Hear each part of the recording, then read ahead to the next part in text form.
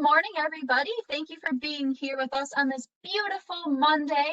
My name is Katie Earle. I'm the coordinator of the University Express program, and I work for the Erie County Department of Senior Services. And we're joined here virtually with Mark O'Brien, the Commissioner of Mental Health for Erie County. Welcome, Mark. Good morning, Katie, and good morning, everybody, and thank you for joining us. It's a bright, sunny, beautiful day, which is a little ironic given that what we're going to talk about is something that is, we've had to deal with for forever, but has been exacerbated by the COVID crisis and the pandemic. And so we're going to talk about is understanding and coping with depression, what some of the causes are, what the treatments are, and we talk some about suicide too, and preventing suicide and recognizing it. So a lot of information to cover. Katie will be, checking the chat box for questions, and normally we'll do questions as the presentation goes on, but this time we're going to kind of hold it towards the end, because hopefully we'll be able to hit your questions as you go. And then if we haven't, then Katie's gonna speak to those and bring those up at the end. So let's talk about depression. Are there different forms of depression? There are, and the first and most common one is called major depressive disorder. Another term for it is what's called unipolar disorder, one pole. You've heard the term bipolar, two poles. Bipolar means that you suffer from depression, but at least one time in your life, you've had a diagnosable manic episode. And that's all it takes for that diagnosis of bipolar disorder is one manic episode at any given time. Dysthymic disorder is more of a lower level sadness, the blues type of a low level type of depression. Major depression is characterized by a combination of symptoms that interfere with a person's activities of daily living, like study, eat, sleep, enjoyment of pleasurable activities. There's a term called anhedonia, and anhedonia means the inability to experience pleasure. So with depression, you may think something like your favorite food or your favorite show or something like this, and it's like having a cold, wet blanket on everything. All your colors run gray. They're not bright and expressive, and that feeling like just nothing gives me a whole lot of pleasure anymore. Everything is muted. It's like a wet blanket over everything. Major depression is disabling. It prevents a person from functioning normally. It can be once and only once in a life, or it can recur throughout a person's life. Depression can absolutely run in families, and it's something that can reoccur at any given time. Dysthymia is considered is looked at by those 2 years or longer, but it's less severe, as it's saying. You're able to continue to function, but again, it just feels like something's wrong. There's something in the blues, the blahs, and people who experience dysthymia can have a major depressive episode. At any given point, up to 20% of the population can be having a diagnosable depressive episode. Right now, with COVID, the estimates are you can see anywhere from 40 to 45% of people who suffer from anxiety disorders and or depression. You may also, a good thing to do is think of anxiety and depression as two sides of a coin. If I'm treating somebody, and I'm in private practice still, if I'm treating somebody for depression, I'll keep a lookout for anxiety because you may see some. If I'm treating somebody for anxiety, I'm always looking for depression, always. Doesn't mean it's always diagnosable there, but I'm always looking for it, and at least the dysthymia. Psychotic depression.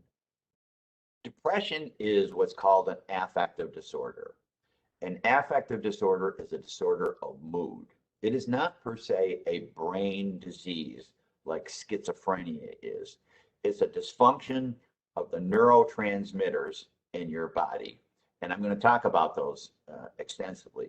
But when your mood gets pushed up or pushed down, it can so affect the neurotransmitters in your body that it can distort your thinking. So there's an impact on the brain, though it is per se not a brain disease in itself. Psychosis is a break from reality. And I'm going to give you a real quick definition of reality. Reality, fact or reality, is really three things in mental health terms. It is that anything that is observable by our senses or any mechanical means, anything that is measurable, or anything that has consensual communal agreement. For example, what is today? If I said to you, well, today is Wednesday, May 20th, you're going to say, well, wait, no, it isn't. It's Monday. And well, why is it Monday? Well, there's nothing magical. There's nothing inherent in nature about that. There is a Julian calendar that we as a society, as a planet, have agreed to. Whether you're Christian, Jewish, Muslim, Chinese New Year, whatever, that kind of thing. But the year is seen as 2021. That's an artificial construct. Why is a chair called a chair? We've agreed to call it a chair. But that chair has weight. It has mass. We can observe it. Calling it a chair, making it a chair, and sitting on it is something that we as a society have agreed upon. So the distortions in the brain from depression can cause psychosis, and psychosis is a break from a reality. For example, if you are hearing somebody talking to you and nobody's talking to you, and you're experiencing it not as one of your own thoughts, but as an outside voice talking to you, that's called a hallucination. It's called an auditory hallucination. You can have a tactile, a touch hallucination. You can have a visual hallucination. A hallucination is a sensory reception to which there is no stimulus. You're hearing something, but nobody's talking. A delusion is an unreal belief that is not susceptible to logic. It is firmly held, and you can't talk somebody out of by means of logic. It is an unreal belief that you know, the TV is talking to me.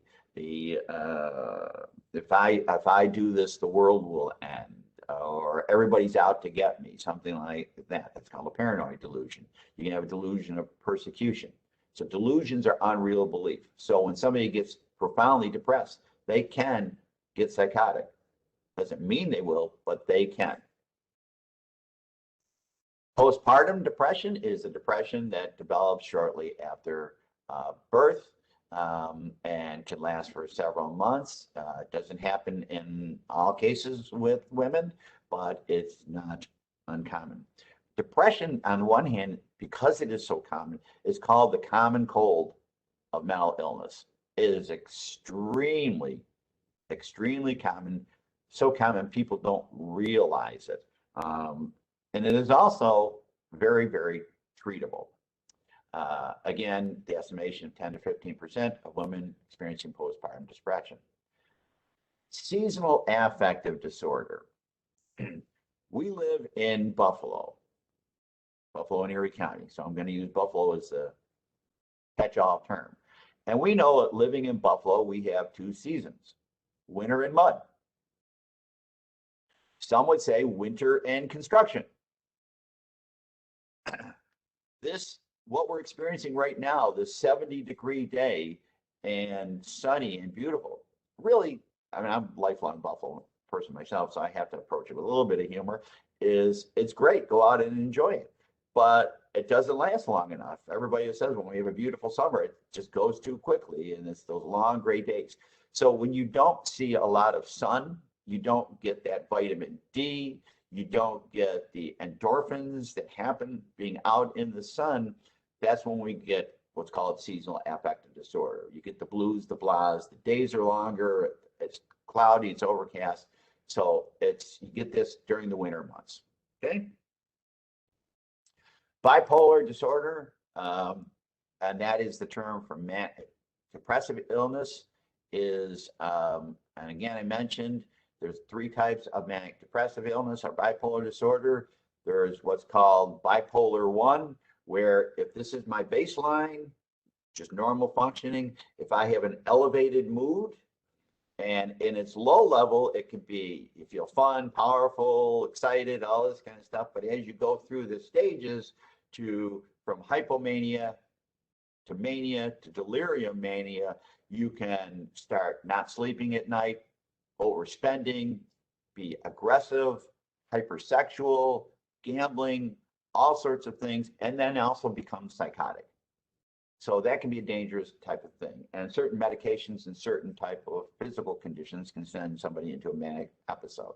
So bipolar 1 is where you basically just get manicky. Bipolar 2 is where mostly you get depressed. The difference between bipolar and major depression is when you stabilize from major depression, you come back to baseline. With bipolar 2, you can become manic at some point. And then there's the other one is the cyclothymic, and it's like riding a roller coaster. Sometimes you get manic, sometimes you get depressive. And sometimes that can happen very quickly. You can also be manicky and depressed at the same time. So, what are the signs and symptoms of depression? They are not universal to everybody, and they're not the same for kids as they are adults. People think that you're going to see somebody who's moping and down and just withdrawn, and maybe you will, but that's not necessarily the case. You may see somebody who's very agitated, angry, and even seeming manically, and very, very depressed at the same time. So symptoms include persistent, sad, anxious, or empty feelings. They feel like there's just nothing inside. Hopelessness. You'll hear hopelessness and helplessness. People really need 3 big things in their life. And there are probably other things you need. A sense of purpose, a sense of hope, and a sense of connection. And we'll talk about that later, but where those things are disrupted, you're going to see depression. Okay? So feelings of hopelessness and pessimism, things are doom, gloom. It's Eeyore all over again. Guilt, worthlessness, helplessness. There's a real, not only do I feel guilty and hopeless, I beat the hell out of myself for feeling guilty and hopeless, type of thing. So there's a lot of self beating up of yourself. It's like you don't feel good about anybody around you, and you sure don't feel good about yourself. Again, irritability or restlessness. You can see this. Loss of interest in activities or hobbies, people, sex, things that are pleasurable to you, gone. Fatigue, decreased energy, just feel like everything's been drained right out of you. Concentration becomes difficult. Focusing, keeping thought patterns going, making big decisions, sometimes feeling paralyzed. You can see disturbances in sleep, and that can go either way. It can be you're sleeping all the time or you can't sleep at all. So you really do look for changes in eating habits, sleeping habits, interactive habits. There are certain things you look for.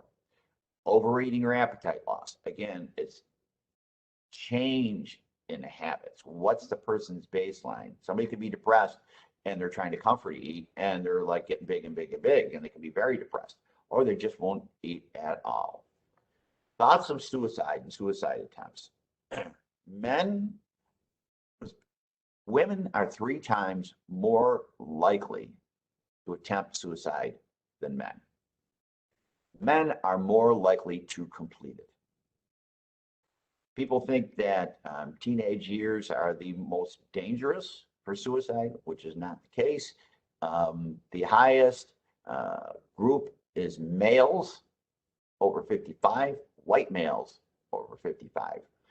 Conversely, the lowest cohort of suicide across the nation, time and time again, Black female, African American female, older African American females. And we know there was a young lady from Buff State, unfortunately, who just clearly went up to the falls, and very, very tragic. That is a bit of an anomaly, but older, and there's something very resilient about older African American females, their connectedness to family, their church, their community, being the centers of their family. Persistent aches, or what's called somatic complaints. Somatic is from the Greek term soma, meaning of the body. So if your doctor says to you, do you have any somatic complaints? And people have heard the term psychosomatic. That means you're kind of making it up as a symptom of it. Somatic means the body. How do women experience depression? Depression is, again, more common among women than men, but it's also undiagnosed, lower diagnosed in men. Women are more likely to present themselves for treatment than men. And because the way, at least in our culture, has been, it's for some strange reason seemingly more socially acceptable for women to reach out than men. So sometimes it's harder for the man to come forward. So it's a mixed bag. But physiologically, it's much more common among women. There are the hormonal and lifestyle cycles that happen throughout their life lead them to a higher depression.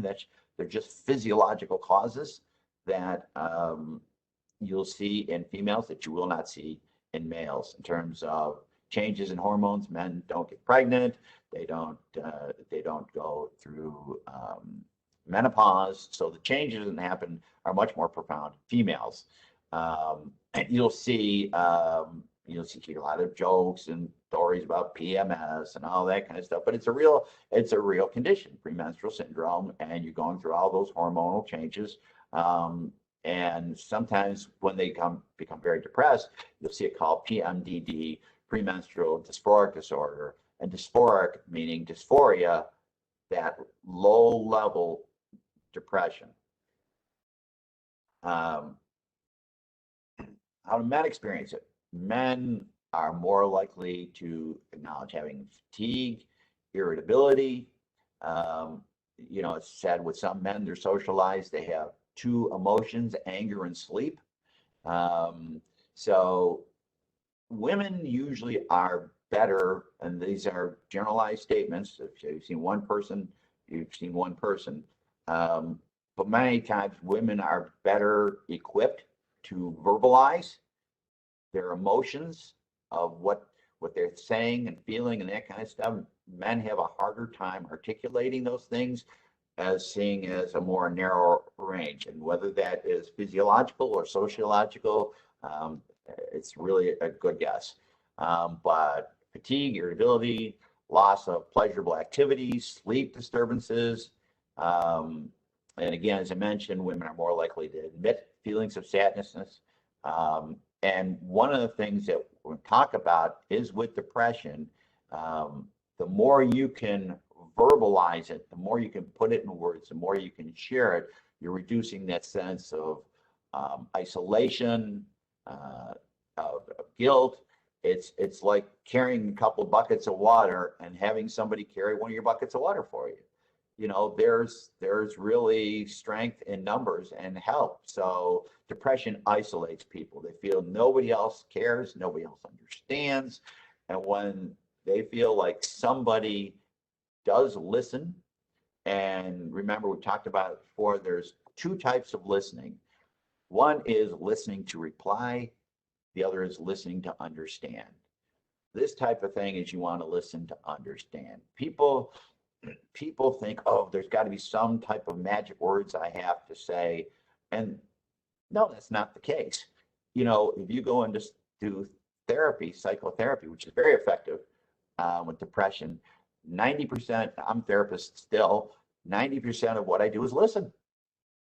And what's called reflective listening is the person knows that the person hears, understands, and cares. And what can I do in there to help and help reframe these things? And there are certain things people can do to help depression, but to be not in there alone is very helpful. Men are more likely to turn to alcohol or drugs when they're depressed. And some will be very depressed and throw themselves into work, but you can see that in males and females as well. More females attempt suicide in this country. Men are more likely to succeed. How do older adults experience depression? Depression can be a normal part of aging. One of the things that people talk about is, you know, the old saying, boy, aging sucks, until you consider the alternative, right? I mean, you know, as we get older, if we live long enough, one of the things we will all experience in our life is loss. If you're the last one of your family, you're 85 years old, you know, in many cases, your friends, your siblings, you know, we expect to bury our parents, and that's okay unless they go really young. We expect that, but we don't want to be burying our kids. We don't want to be burying our brothers and sisters. So, you know, life can be really well enjoyed, but if we live long enough, we will experience loss, and loss is a part of life. And grief is not the same as depression. Grief is a normal part of life. Grief is the price we pay for having loved. You know, if you've had a beloved dog and you had about 14 years with that dog, and we just went through this last month ourselves, we had a dog that just passed for us. Would I exchange, you know, those couple of weeks of feeling bad about him gone for the 14 years of joy? Absolutely not. So, and it's the same with people. So grief is the price we pay for having been loved. In addition, with older adults, as we get older, our bodies, you know, begin to show some wear and tear, even if we take care of ourselves. Heart disease, stroke, cancer, these types of things where you can get things where you're having aches and pain, chronic difficulty, and you feel like, you know, hey, I may be 65, but I can remember being 20, but that seems forever ago, and getting up and heading out, and your body's not doing what it used to, or in some cases your mind isn't doing what it used to, and you don't have the people around you to share and help. So these things are all come in there. Vascular depression, arteriosclerotic depression, or subcortical ischemic. Ischemia means a lack of oxygen to organs. It's not so much that it kind of starves the organ. Like, people have heard the term for a heart attack, they've heard the term MI, myocardial infarction. The myocardium is the heart muscle. Infarction means a loss of blood to the point where the muscle actually dies. Ischemia means a muscle hasn't died, but that becomes your body starves for oxygen, and you start feeling more anxious, and you can also start feeling more depressed. And as it talks about, blood vessels as we become old become less flexible and harden over time. What causes depression?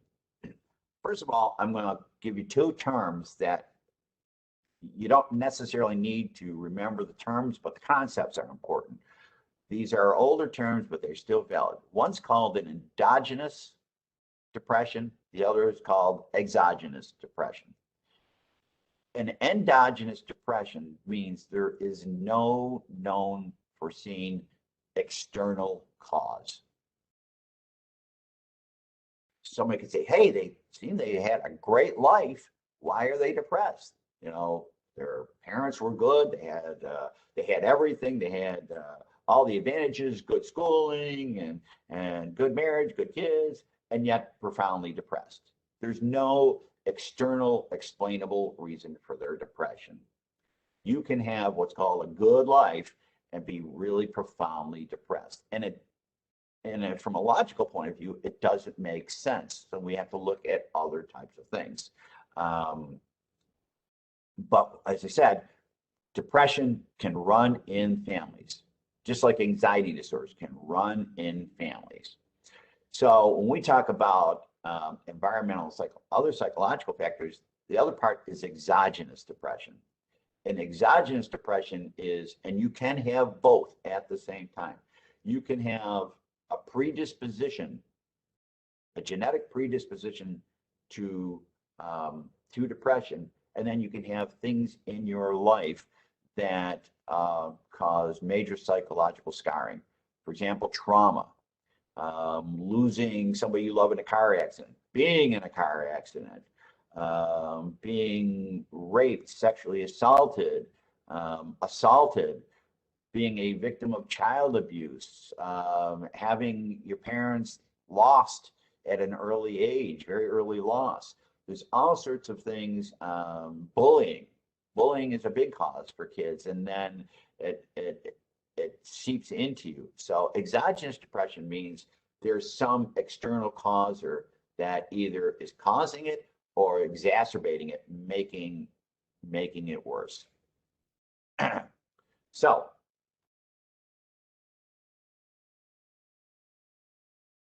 oh, that's interesting.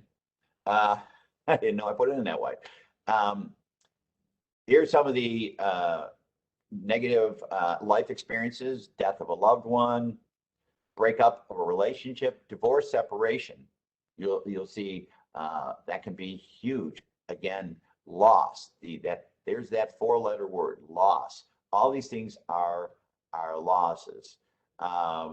Losing custody of children, having something go against you that you feel is not fair, loss of house, job, or money, again, loss, serious illness, a terminal illness, somebody else, car accident, any type of accident, chronic physical pain, intense emotional pain. And that's where we talked about the exogenous type of thing. It could be major conflict in your family. It could be even distressing conflict at work situations.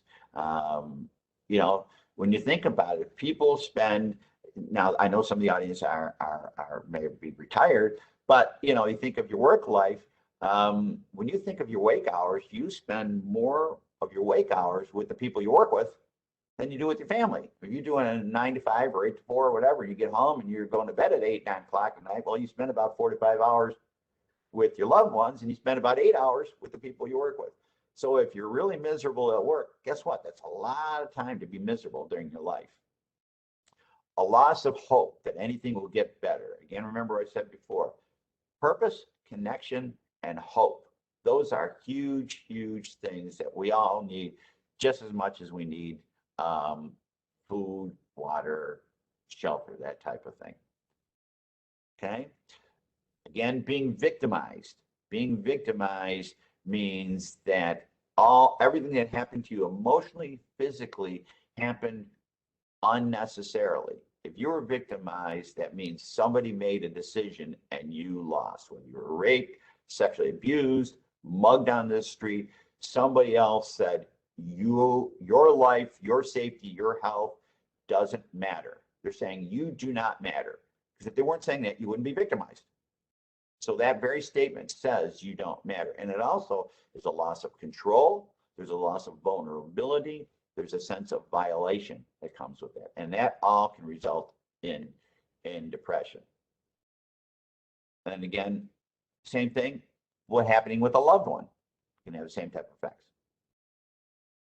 Physical abuse, verbal abuse, and sexual abuse. I do a lot of work seeing survivors of abuse in my private practice. Um, you can have verbal abuse and have nothing else. If you have physical abuse, you are having physical abuse and emotional abuse. If you're having sexual abuse, you're having sexual abuse, physical abuse, and emotional abuse. So the violations are there. And the other thing I would say to you is the closer the relationship with the abuser, the greater the damage.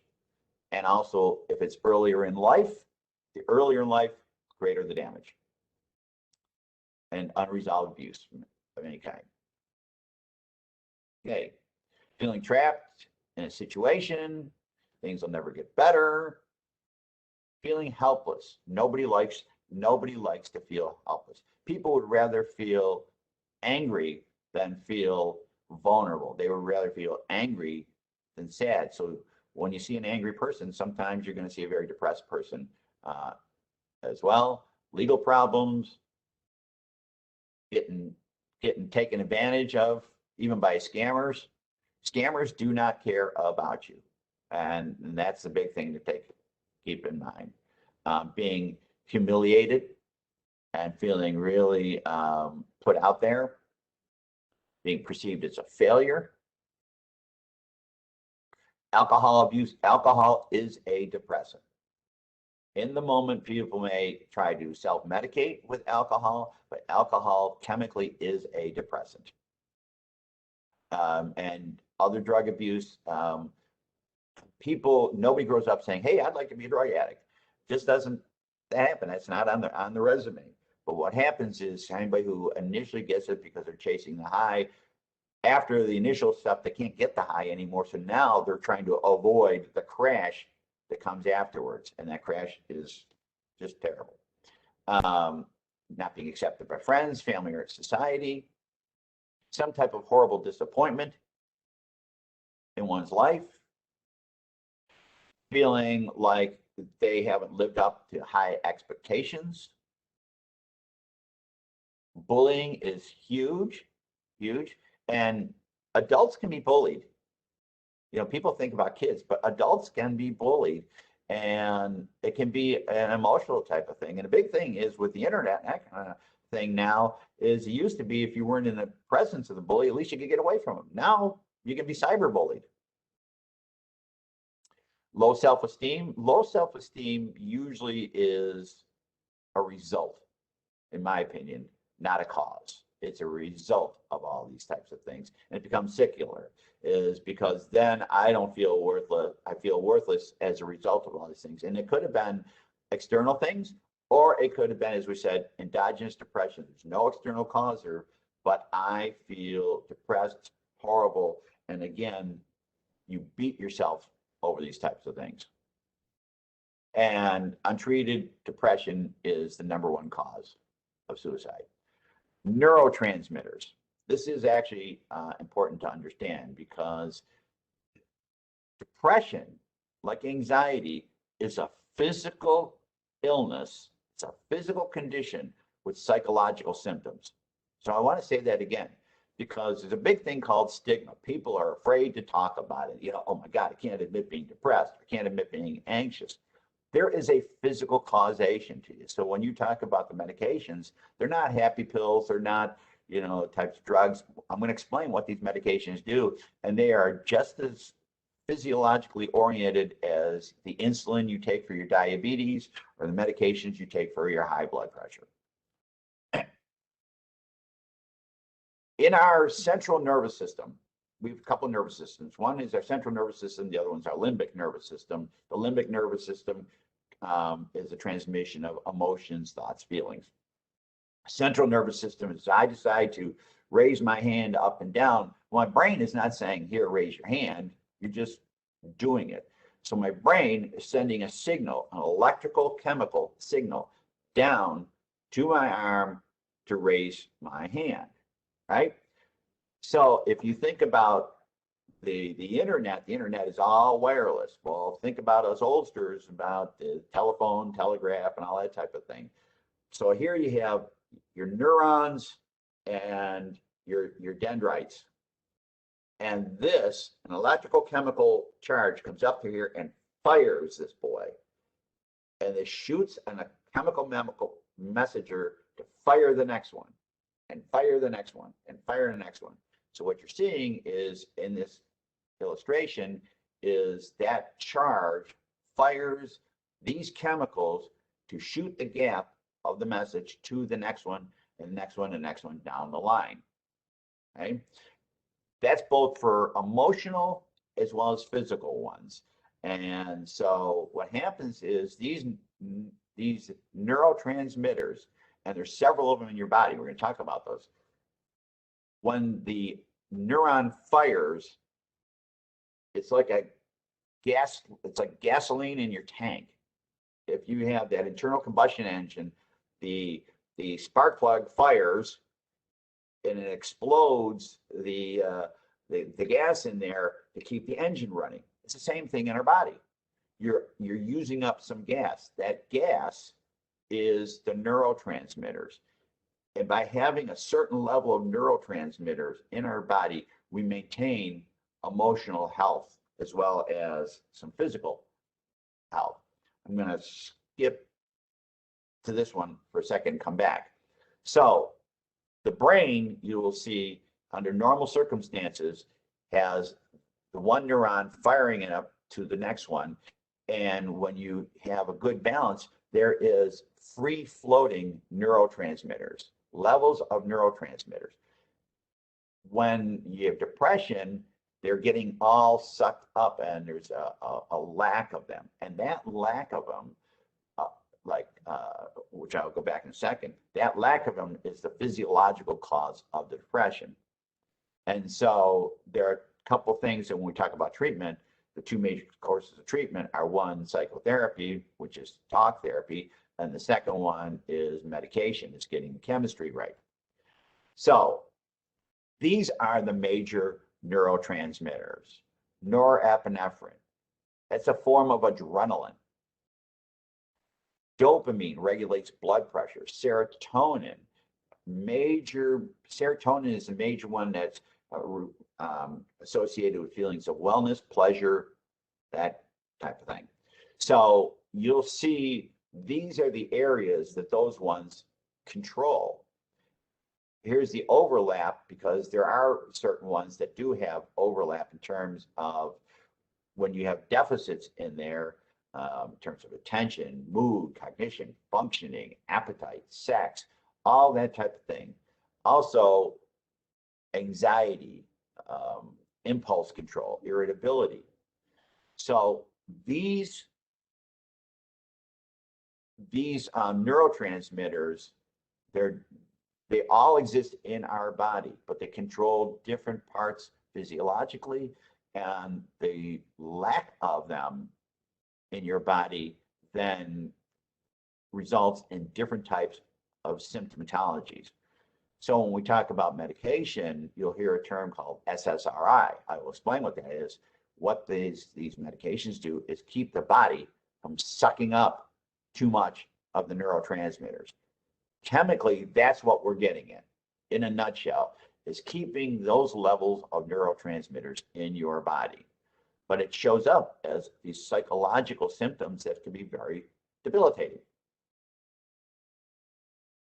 So depression is a very treatable disorder, but it looks like saying, okay, especially, if our audience is a little older here, and I can say that because I'm in my mid-60s, so I'm all right saying that.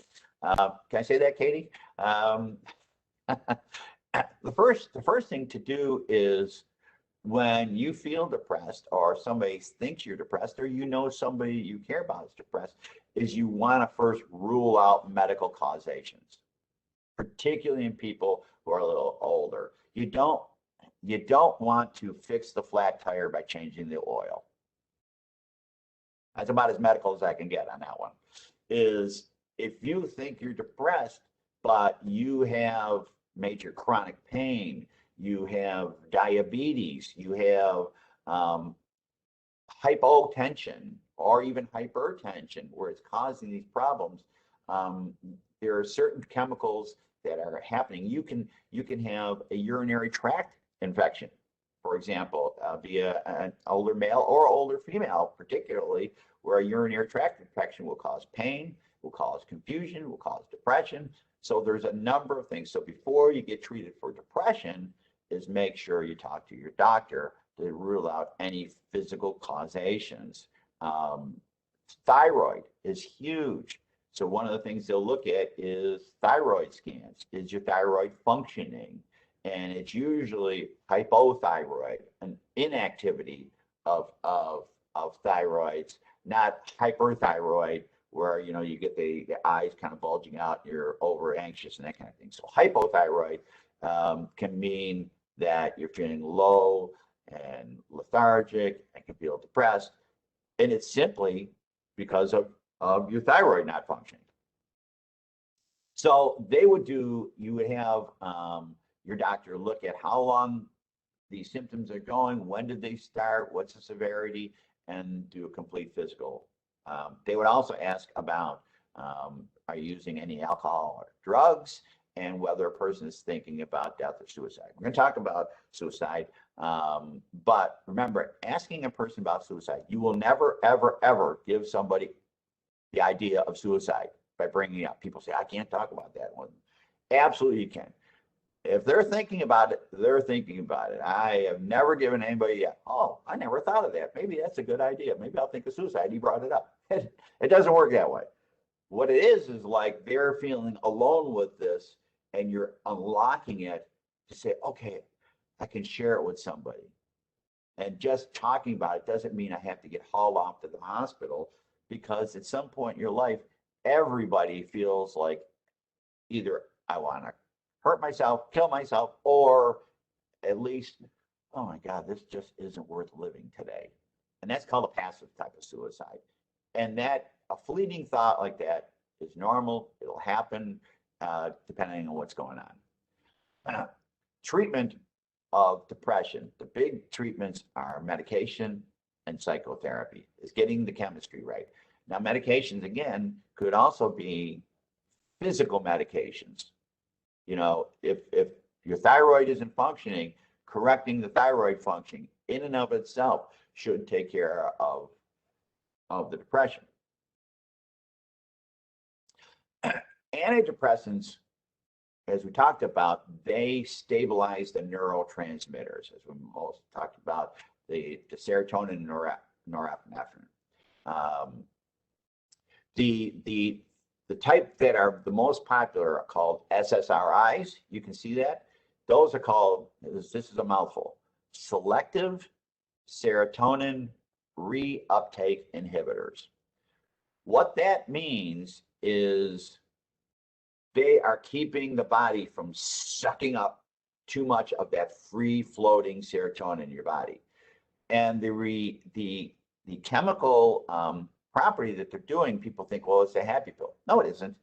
If you imagine that this is the firing mechanism that fires this one, all that does, these medications, it's like putting a coating on those things, because what happens is when the electrical charge fires this up, then this sucks up too much of the neurotransmitters.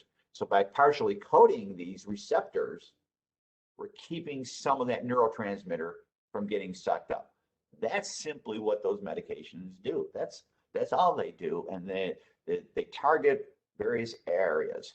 The other type, SNRIs, is targeting norepinephrine, keeping part of that from getting sucked up. There are older versions of medications like MAO inhibitors. Not even going to go into that. Doesn't it mean they're not prescribed that much? You don't need to know it. So, but these are some of the most common, and they have similar effects, but different side effects. So some are more common. For example, Wellbutrin is more common in being used with depression and anxiety. It also depends on what your medical conditions are, and your doctor would be in a good place to do it. You don't actually have to even see a psychiatrist, because more SSRIs are prescribed by primary care doctors than all the psychiatrists in the country, because there just aren't that many. So and they are pretty well trained on handling low levels of depression, anxiety, you know, even before you even consider seeing a psychiatrist or a therapist. Not that I'm trying to argue against either of those. Psychotherapy is talk therapy, and there's a couple of big types of things. One is called cognitive behavioral therapy. Cognitive meaning thoughts. You talk about what happens with depression. With depression, when somebody says, "Hey, you made me angry," if I say, you know, Katie, those glasses, those are, you know what, those are really 1970s. I remember seeing those in college. Now, what do we know about my statement? All we know is that I've said I've seen those those glasses in the 1970s. And Katie's laughing. She goes, "Oh, okay." Now, is that statement positive, negative, or neutral? If Katie perceives that I'm saying, you know, "Hey, those are pretty old-fashioned and out of date, and you know, geez, who dressed you?" Right? You know, she might feel insulted and might feel angry and humiliated and that type of thing. On the other hand, if I add to that and say, you know, boy, the 70s were a cool time. People knew how to dress. Those are really retro. Those are really pretty. Those are pretty hip there, dude. She may feel just the opposite. So the statement is neutral. Depending on how she takes it in, that's how she's going to feel. She's either going to feel like really good about what I just said, or she's going to feel insulted. And where does it come in? It's all in perception. And perception is how we moderate, how we modulate everything that comes in. And our perceptions are impacted by a lot of things. Number one, our age. If we're older, my age as opposed to Katie's age, male versus female, our life experiences, whether we come from an area that a community of color where it's been we've been subjected to discrimination or racial bias or something like this. All these things can impact how we perceive things.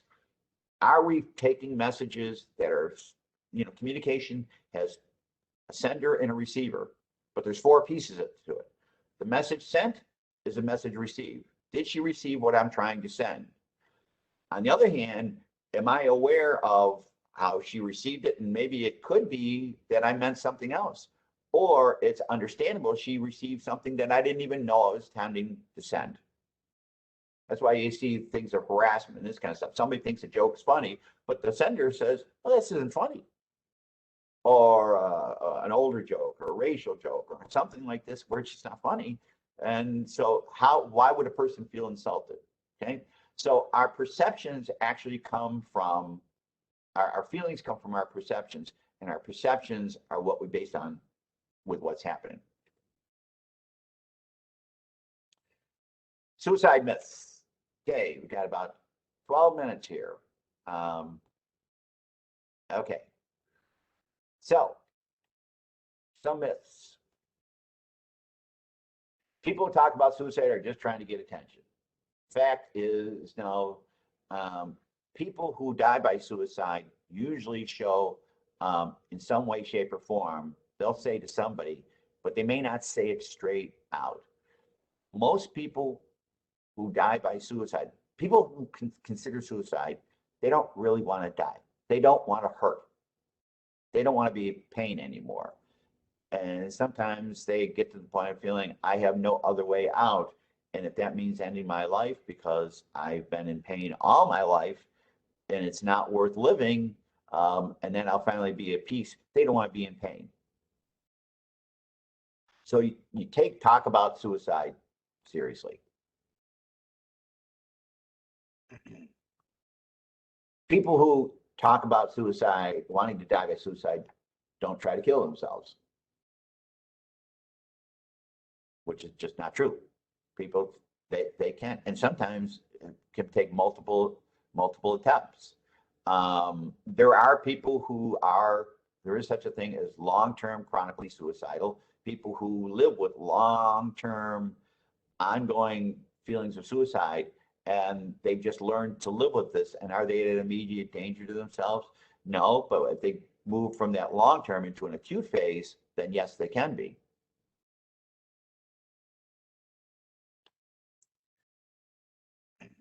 Suicide occurs without any warning signs. There's almost always warning signs. Once somebody decides to die, there's nothing you do to stop them. The idea is suicide is really and I don't like to use the word solution, is a permanent response to a temporary problem. And temporary, they may say, I feel depressed all my life. I've been victimized, and it's never going away. I don't know if people see a lot of emails, but sometimes you see these little quotes underneath the email. And I got one email about 4 years ago that I never forgot. And anybody who comes to see me who has been hurt or abused in their life or run through anything, this says it better than I ever could have thought of. And the quote is, "Healing doesn't mean the damage never existed. It means it no longer controls my life." So if you've been through an adverse experience, and a lot of us have, many of us have, it doesn't mean that anybody can rewrite that history. What happened, happened. What was done, was done. It's written in your book. But does that mean that has to control today and tomorrow? Because that's what we have, today and tomorrow. We can learn from the past. We can think about the past. But we can't live in the past. All we have is today and tomorrow, and that's a promise. As I said, people just want to stop their pain.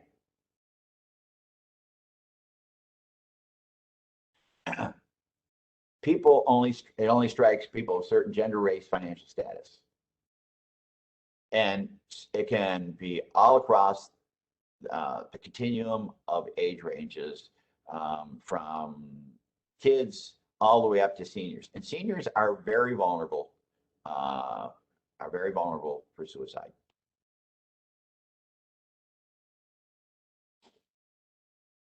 People who attempt suicide again will not attempt, who have survived it will not attempt suicide again. One of the things you look for in terms of doing a risk assessment, does somebody have a history of attempts? And sometimes a person can just miscalculate and die, quote unquote, accidentally, or they'll succeed. So each time becomes more of a risk. And again, they'll make additional attempts. People, talk about are crazy, which is just a terrible, terrible word. Suicide fact. They're just people who have had chemical imbalances, and they're probably in great pain. And it can be any of us. Suicide can be a planned out long-term type of thing, or unfortunately, suicide can be an impulse in the moment. And that's where, if you're able to intervene and get somebody past that time of danger, they can still live. And one of the things people say that they're surprised by, I thought they were so strong. Well, when you're inside and feeling hopeless and feeling like I'm in pain, probably some of the strong people say, I'm not going to show it. I don't share it. People who are talking about suicide are trying to manipulate others. They're in pain. They're asking for help. They're not trying to manipulate.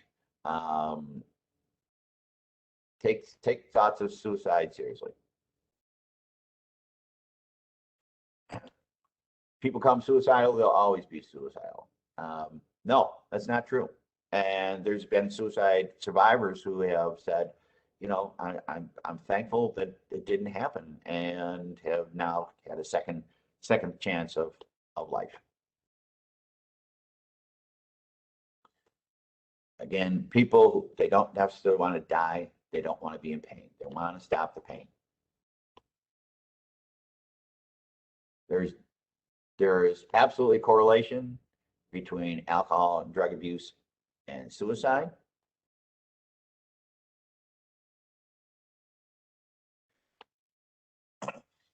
Here's a major fact. People who are suicidal reach out for help, and one of the most striking statistics that have come out, particularly in older folks, is there's a high correlation between people having a recent doctor visit, their primary doctor. So people may not be seeing a psychiatrist, may not be seeing a therapist, but sometimes they'll go to their doctor and either know what they want to say or don't want to say. But there's a high correlation between people who said, you know, I just saw this person not long ago. It didn't say anything.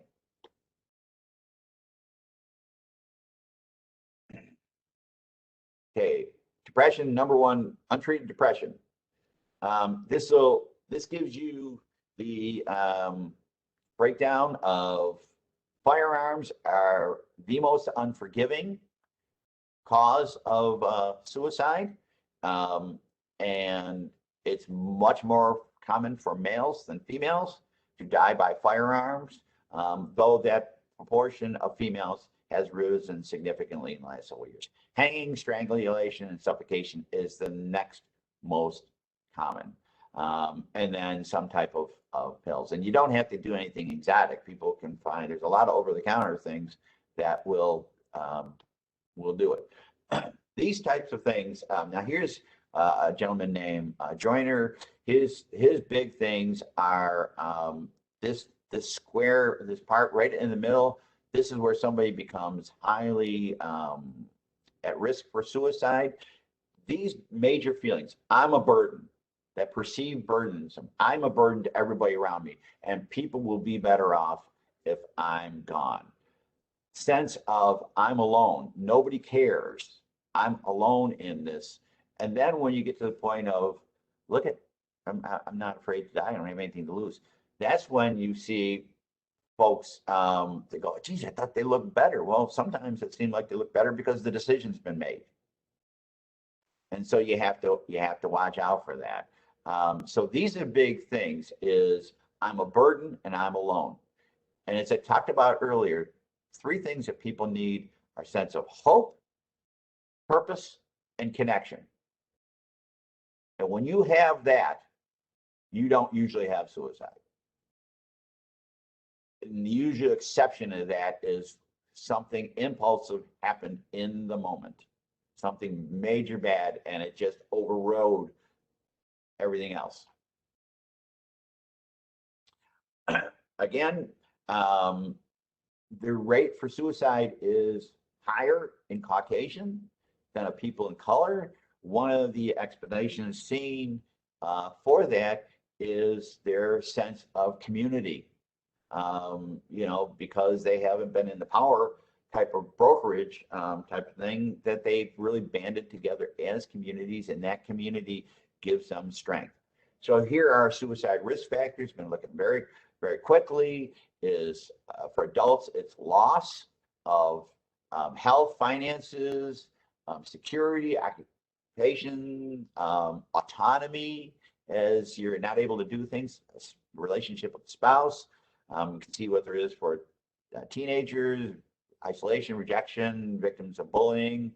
These are risk factors that are alcohol, prior attempts, history of self-mutilation, access to firearms, because in the moment, that decision, if they had somebody to get them through that, they might not have made the same decision, lives alone, etc. Again, at the bottom, you'll see the fueling emotions, hopelessness, fatalistic despair. This problem can't be solved. I'm helpless. And self-devaluation, as I keep saying, it's not just a sense of helpless. I'm to blame. I'm a worthless person. And those are distortions in thinking related to the depression. And that's when we talk about cognitive behavioral therapy. It looks at those thoughts, it looks at those emotions, it looks at changing those perspectives, and then doing certain things that help re-energize people and making changes in their life.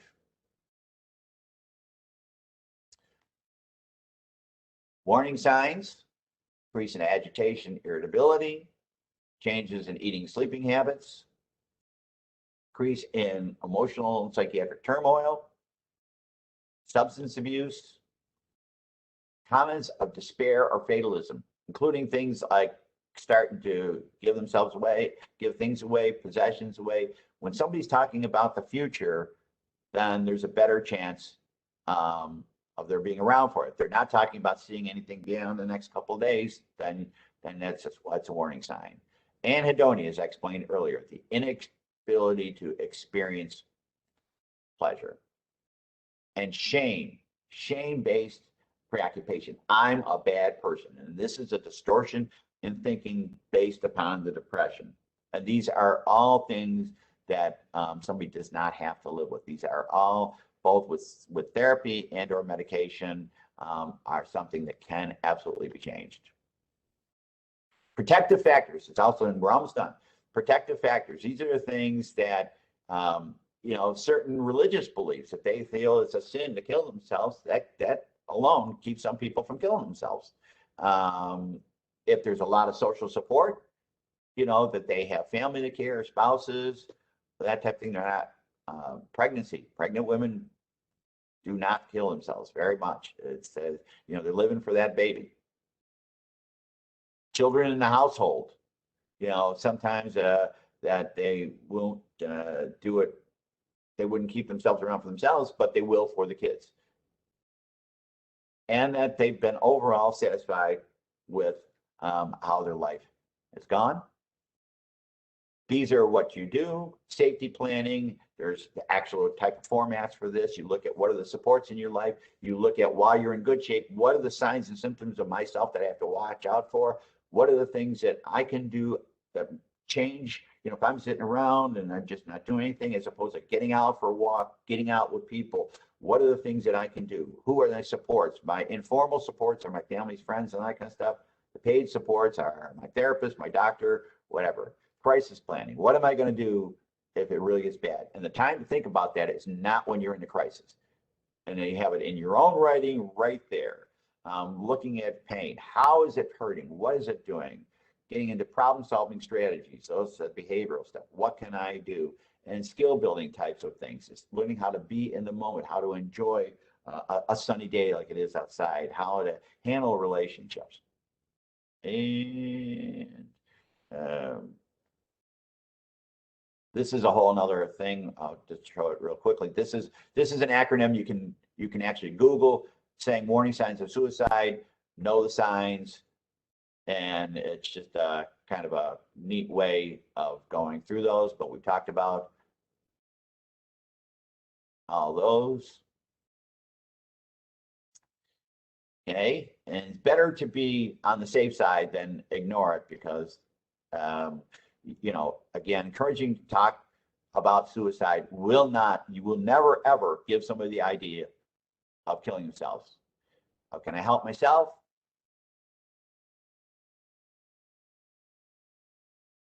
Engage in activities, set realistic goals, break up big tasks into small tasks, spend time with other people, confide in a trusted friend, don't isolate yourself. Allow yourself to feel bad if you need to be. Allow yourself to be where you are. Being human means we have good days and bad days, and sometimes postpone important decisions if you're not in that place to do that. Okay? And help is available. Crisis services, the National Suicide Prevention Hotline, and soon there will be a 3-digit 988 across the country, because that by the end of the year, even local calls you're going to have to dial in using 716. So that's where we are. And I don't know if there's anything, Katie? Thank you, Mark, for your presentation. We do have one question. Is it okay if I ask it? Absolutely. Okay, this says, I thought a certain amount of anxiety and depression is normal with daily living and stresses. Can you speak to that and how long you allow it to go on before seeking any kind of treatment? Okay, person is spot on. being human means we feel certain things. Like somebody who has an anxiety disorder, if they feel nervous at all, they go, oh my God, I'm feeling anxious. And then they get anxious about being anxious. Anxiety is necessary and helpful. If you are anxious about a test coming up, you're in school, well, maybe that anxiety motivates you to prepare and study. Anxiety can be helpful. If you are crossing the street, you almost got hit by a car, and the next time you come up the street, you're looking both ways a couple of times. Okay, good. It's where it's where it interferes with daily life, becomes paralyzing, and you have to look at the person in context of them. If somebody feels like some people go forever with low-level depressions and say, this is who I am, I'm not going to do anything on it, because it hasn't caused enough interference in their life to motivate them to try and do things. On the other hand, if you're a person who's never been depressed, and now you're feeling it because of phase in life or loss of a spouse or loss of a job or something like this, and it's really starting to get old, and you're feeling like, geez, maybe I don't feel like being here anymore, which is not you, there's no magic timetable in terms of what is too long to do it is. For somebody, it might be, if something doesn't resolve within days to a week or two, because you're reacting to something, your dog died, and you're feeling bad about it for a couple of weeks, you would expect to. But if it's something that becomes chronic, and I think those would be the two words I would look for. Is it chronic? Is it's going on that even you say, boy, this is just going on too long? Or it becomes so acute and so severe that I can't live with this type of thing, anymore. It hasn't been going on, but it's so horrible. Those would be my barometers to say I need to do something. Is it chronic or is it really acute? Okay, thanks, Mark. One more question came through. Do you have time for it? Oh, absolutely. Okay. How do I help someone who I think is depressed but doesn't want to talk about it? You make it accessible for them. Is say, look at, some people will say, look at, I don't want to talk, and some people don't, and maybe you don't want to talk to me, but have you considered going and see somebody? I'm not going to go see a therapist. Well, sometimes it's saying, look at, I'm here for you, and it's letting them know that you're here for me. And sometimes getting some people to talk is a little like fishing in the pond. Is sometimes you drop your line in the water and you see if you can get a nibble. So you throw a little bait on the hook. And if that doesn't work, maybe you're fishing in the wrong pond, or maybe you need to rebait the hook. Is showing, when you're a therapist, there's really two things you owe to a person. I'm not responsible for them. I'm responsible to them. And I'm responsible for two things. Number one is my best professional competence, and number two is my best good faith effort. Well, if you're just a friend or anything like this, you don't have to have your professional competence, but they want to know that somebody cares, somebody's interested. The good Lord gave us two of these and one of these. You use this twice as much. If you can get the person to just open up at all and talk about it, and active listening means giving back. Don't try and come out with solutions for them right away.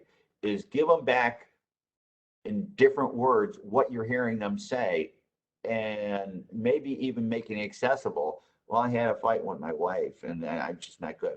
Well, it sounds like you're really, really pretty upset about this. Could you be worried about that it's going to not de-escalate? Questions, open-ended questions are very helpful. Don't move to solutions right away. What can you do? The more you can do open-ended questions and get them talking, and then just give them feedback as you're going. And then if it gets beyond something where you're feeling you can handle it, hey, you know what? I know a buddy who went and saw his doctor about that, and maybe do you trust your doctor? No? Okay. Maybe it's time for a new doctor. Or maybe, just because you haven't seen your doctor in so long, is making it accessible. That's the big thing, because you're going to reduce their isolation just by doing that. Active listening. Thank you for that, Mark. That's really important. Now I'm just seeing always gives a good talk. Thanks. And thank you. This was really important information. Oh, and Mark is an awesome speaker, explains everything at our level and so well.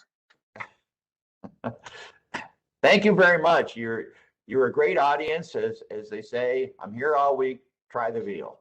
Well,